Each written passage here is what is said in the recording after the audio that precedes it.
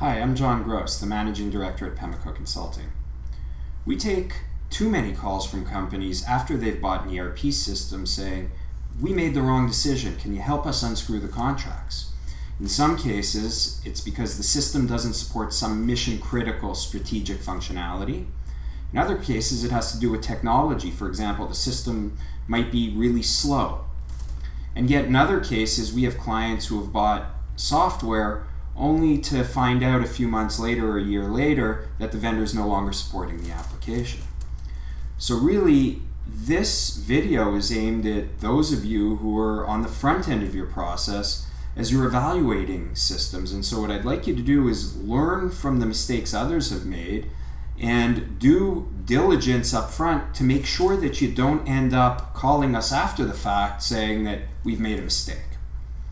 So as you're embarking on a vendor selection project, it's important to look at what we call the 8 dimensions of vendor fit.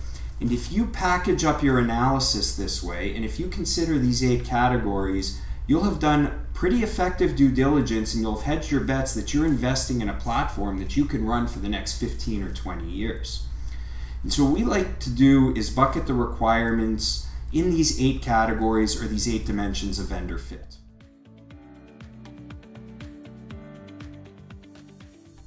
The first one is the viability of the vendor. As more and more companies and software vendors are pushing their products to the cloud, the viability of that vendor becomes ever more critical. If they go under, perhaps the software goes away. So it's important to do your diligence on the business partner itself. What do their financial metrics look like? Are they solvent? What do their debt ratios look like? Are there any outstanding claims? Do they have a stable executive group, or is there constant turnover?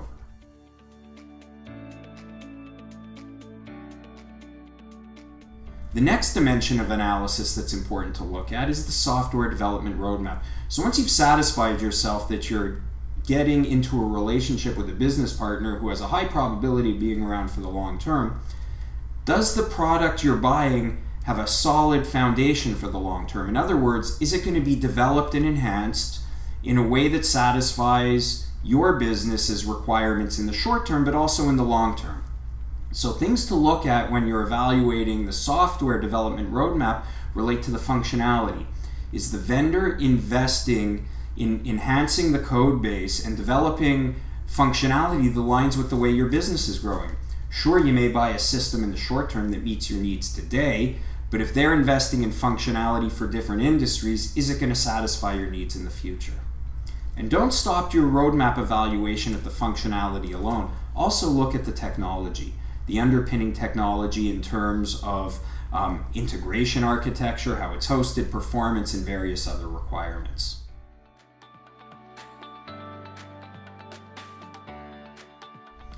So now you've satisfied yourself as to the viability of the vendor and the technology roadmap. Start looking at the application itself, the functionality. Does it do the things you need it to do day in and day out, from order to cash, procure to pay, plan to produce, record to report value streams? Does it satisfy your data requirements, the master data requirements, the transactional data requirements?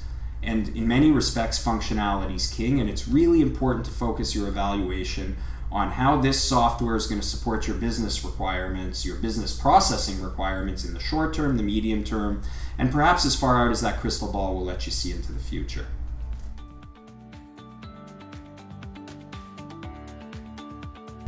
The next dimension of analysis is technology. What's the technical underpinning of the system? Everything from security to middleware and integrations to other applications, the development platform to the other platform components of the system, and all the way down to the infrastructure and the hosting. It's really important to look at the technical underpinnings of the system and how it's delivered to you to make that informed decision.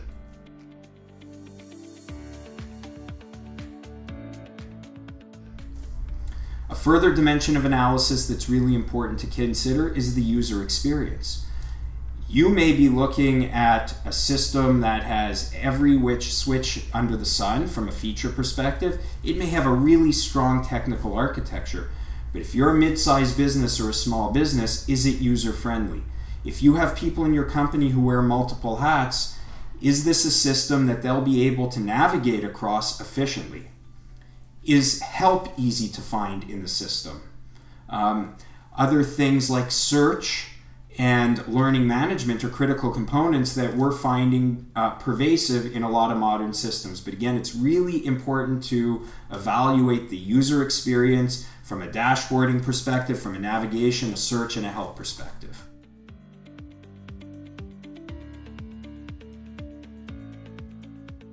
The next dimension of analysis that's important to consider is cost and value. And so the cost side is really looking at what it takes not only to buy and implement the system in terms of software licensing or subscription fees, as well as the implementation fees to deploy the software, but other internal costs that may be required.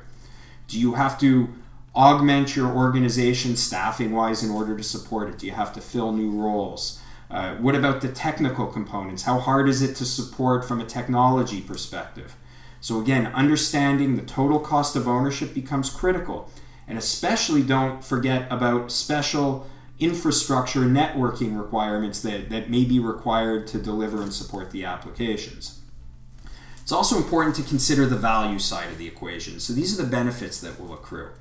And so how much automation will we get? Where can we use the software to reduce waste in the business process? And when you're doing the calculus on the value proposition of the software, you may ultimately decide that you're going to pick perhaps a less functional system that returns fewer benefits but is at a lower cost point. Or conversely, you may pick a more expensive system because the value proposition is that much greater and the return on investment is that much higher. So very, very important to look at the entire picture of cost and benefits when making the decision.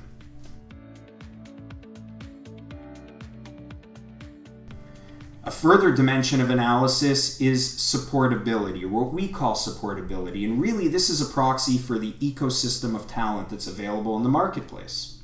And so you're going to need talent from a consulting perspective to support the implementation, but you may also need talent to bring internally into your company to support the system on a long-term basis for business analyst purposes and other IT system administration purposes.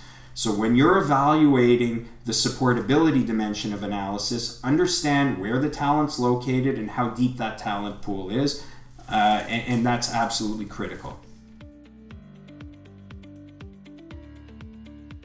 The final and eighth dimension of analysis that's important to consider is implementation.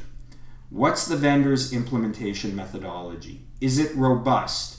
What are the responsibilities allocations as between the vendor and you and perhaps other third parties? In many cases, an implementation methodology that has shortcomings, and many of them do, isn't a showstopper. This really will drive you to fill the gaps in that methodology to make sure that you've got an approach that's going to meet your business needs and help you deliver a successful go-live.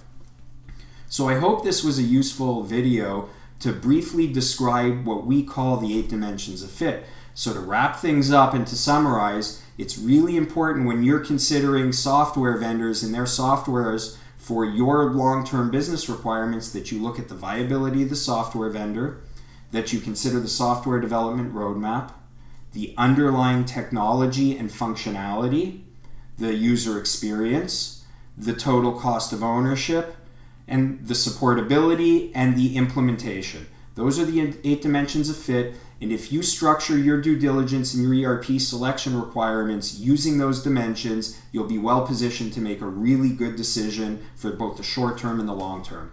Thanks a lot, and if you have any further questions, you can visit us at pemeco.com, where you can fill out the contact form on our website or email us at business@pemeco.com.